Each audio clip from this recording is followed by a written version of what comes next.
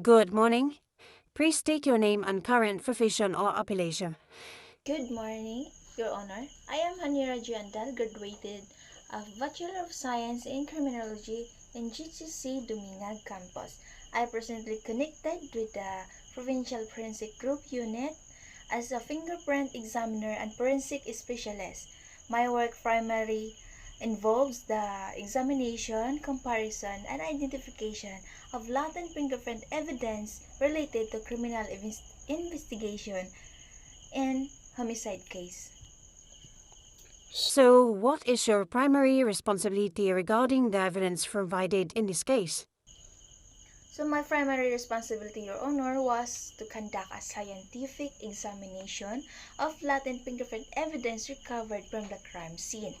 I was tasked to develop latent print, compare it with the standard specimen fingerprint obtained from the suspect, and determine whether both fingerprint originated from the same individual through accepted forensic procedures.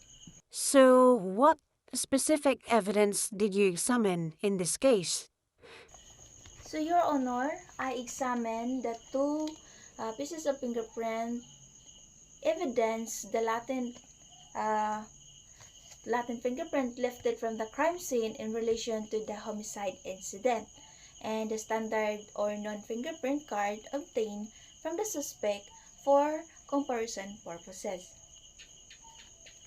Can you explain the difference between latent fingerprint and standard fingerprint?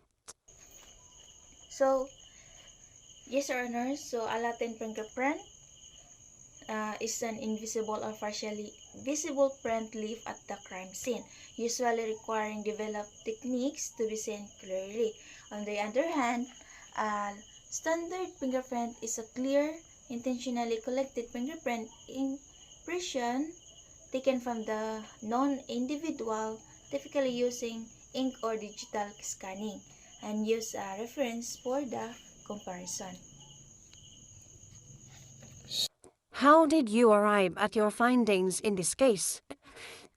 Your Honor, I arrived my finding using the ACE-V method, which stands for Analysis, Comparison, Evaluation, and Verification. So first, I conducted the analysis stage where I examined the latent fingerprint uh, for clarity and identifiable ridge characteristic.